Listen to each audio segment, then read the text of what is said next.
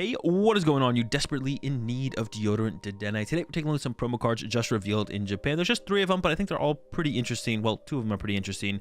These will be coming out in Japan on May 19th. Who knows when we'll be getting them here in America and the rest of the world. Maybe they'll come in one of our main sets. Maybe they'll come in a promo product type pack, like they're coming out in Japan, or maybe like a tin or something like that. Could be a promo, could be in the main set, who knows. But in Japan, they're coming in a product with 4 Snow Hazard and 4 Clay Burst packs alongside randomly one of these evolution lines.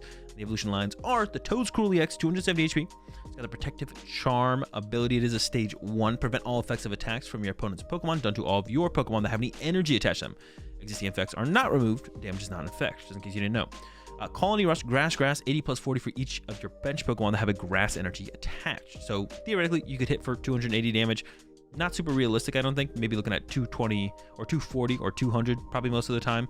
But it's not really in here as a main attacker. I think it'll be mostly used as a utility Pokemon to abuse its ability. Now, we currently have an ability exactly like this in the format, in the form of Espeon VMAX. But Espeon VMAX is a 3-prize Pokemon liability, whereas the Toedscruel is only a 2-prize Pokemon liability.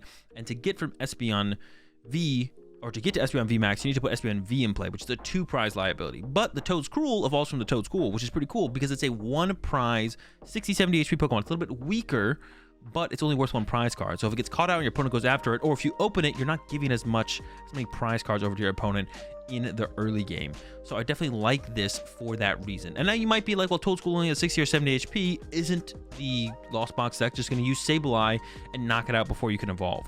Well, they usually can't attack with Sableye that early on in the game. If you go first and mention Toedscruel and then make it the Toedscruel EX, they're not going to have time. They're not going to have a turn 1 Sableye and KO your Toedscruel. And just if you go second on your first turn, if you get a Toedscruel out, they're probably not going to turn to Sableye you either. That's pretty tough for that deck to do, actually. So I think your Toedscruel is pretty safe on the first turn of the game. Now, after that, I can't make any guarantees. But if you can get your Toedscruel out on the first turn of the game, and you can find your Toedscruel on the second turn of the game, you should be in business, and your Pokemon should be protected, at least the ones that have energy, from Sableye for the rest of the game. So I think the Toedscruel is pretty good. We also see Mew or Espeon VMAX be used in other ways against other Pokemon, like the Giratina V-Star, stopping that V-Star attack from taking big knockouts and stuff like that. So this is a very powerful utility Pokemon. I think his ability is insanely strong, and we'll definitely see this thing see play. Maybe not initially on release, despite Lost Box being such a popular deck right now. When this thing initially comes out, Lost Box might not be as good, or it might just not be the right time for it. But I think at some point in the future, just like we saw with Espeon VMAX, Toedscruel EX will have its moment as a very powerful utility Pokemon in the format,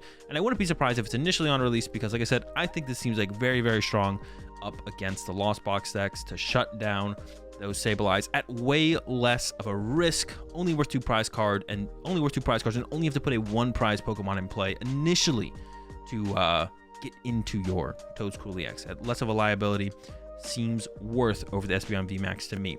Up next, we got that Pawmot EX, stage 2, 300 HP.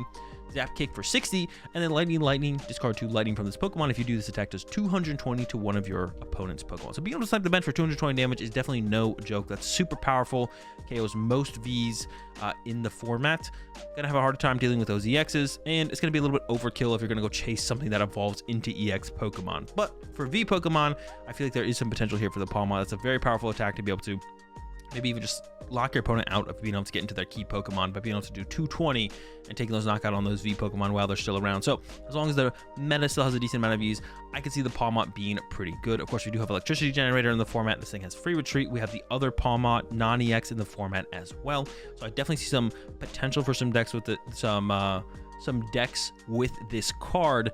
Another thing cool about this card is if you're discarding all these energy, or if you're using the first attack Zap Kick to set up like a 2-hit KO, combos pretty well with Cheryl, and potentially even like Flaffy. You get one of these Pawmot EXs set up in the active, do a good old 220, your opponent hits your active, and you got 300 HP. That's nothing to sneeze at.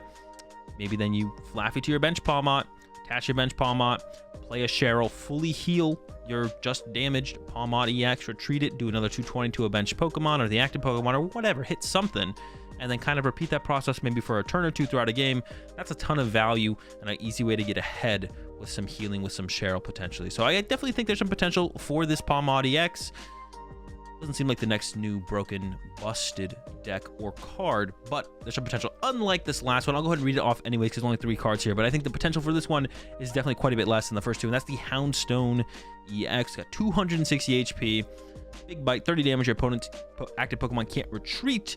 for a Psychic, and then for Psychic Colorless 160. This attack does 10 more damage for each Psychic Pokemon in your discard pile. So 160 damage plus 10 for each Psychic Pokemon in discard pile. To get to the 280 number to take out most V-Star Pokemon, you'd be looking at 12 Psychic Pokemon in your discard pile. Okay, so even if you get there, how are we getting 3 energy on the Houndstone EX? Well, you could go Psychic with a double turbo energy, but then you're looking at minus 20 damage, which means that even just to get to 280 to begin with, you need another 2 more Pokemon in your discard pile. And then on top of all that, once that Houndstone goes down, how are you setting up your following up Houndstone with, once again, the energy cost being Psychic Colorless? I think that's the biggest hurdle for this card. I actually don't think it would be too bad if the energy cost was a little bit more manageable. But I think in the current format with the cards we have, I don't think you're getting Psychic double Colorless on the Houndstone.